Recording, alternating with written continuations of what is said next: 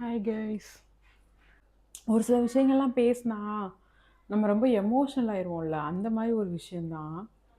என்னன்னா, கேர்ள் சைல்டுக்கு ஒரு சேஃப்டியே இல்லை, இப்படி தானே? இந்த உலகத்தில் வந்து கேர்ள் சைல்டு அப்படின்னா அதுக்கு வந்து ஒரு சேஃப்டியே கிடையாது. பர்டிகுலராக இன் இந்தியா, இன் தமிழ்நாடு.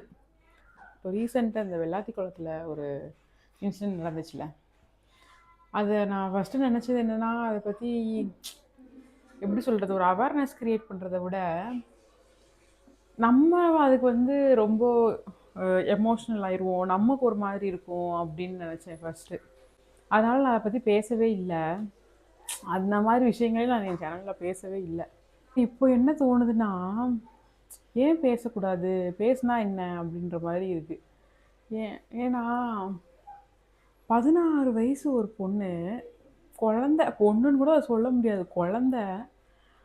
அந்த குழந்தைய அவனால் எப்படி அந்த ஒரு விஷயத்த பண்ண முடிஞ்சது அப்படின்னு எனக்கு இன்னுமே என்னால் யோசிக்கவே முடியல. அந்த பொண்ணோட நகை கண்ணில் அவனோட சதை இருந்திருக்கு, அதை வச்சு கண்டுபிடிச்சிருக்காங்க. ஒரு 60 வயசு பாட்டியை ஈவு இறக்கம் இல்லாமல் ரேப் பண்ணி கொன்னுட்டான். அதுவே ரொம்ப நாளைக்கு அப்புறம் தான் அவனை கண்டே பிடிச்சிருக்காங்க.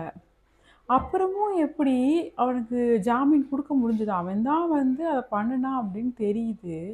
அக்யூஸ்டுன்னு தெரிஞ்சதுக்கப்புறம் எப்படி ஜாமீன் கொடுக்குறீங்க?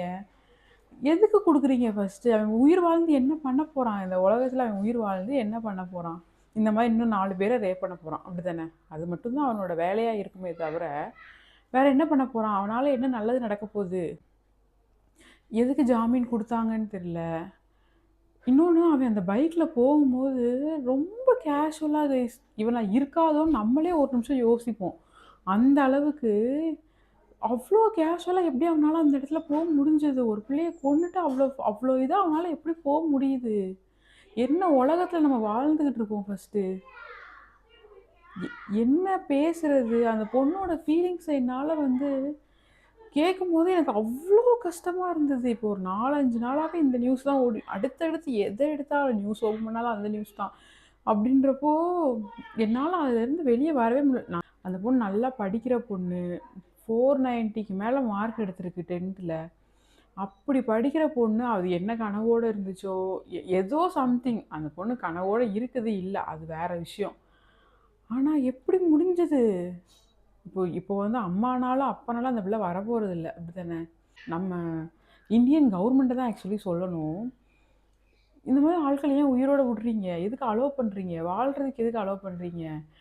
சிறை தண்டனை, வாழ்க்கை முழுக்க சிறை தண்டனை, ஆயுள் தண்டனை அப்படிங்கிறீங்க. வச்சு சோறு போட்டு என்ன பண்ண போகிறீங்க? அவனுக்கு என்ன பண்ண போகிறீங்க?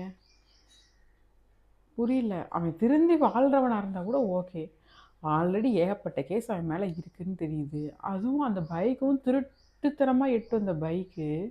அப்படி இருந்தும் அவனால் இவ்வளோ கேஷுவலாக போக முடியுது. அப்போ என்ன காரணம்? அதுக்கு உண்டான ஜட்ஜ்மெண்ட் சரியில்லைன்னு தான் காரணமே தவிர, அவனை தப்பு சொல்கிறத விட கவர்மெண்ட்டை தான் ஃபஸ்ட்டு தப்பு சொல்லணும். என்னால் அந்த விஷயத்தில் சத்தியமாக சொல்கிறேன் கேஸ், வெளியவே வர முடியல. ரொம்ப கஷ்டமாக, ரொம்ப ரொம்ப கஷ்டமாக இருக்குது.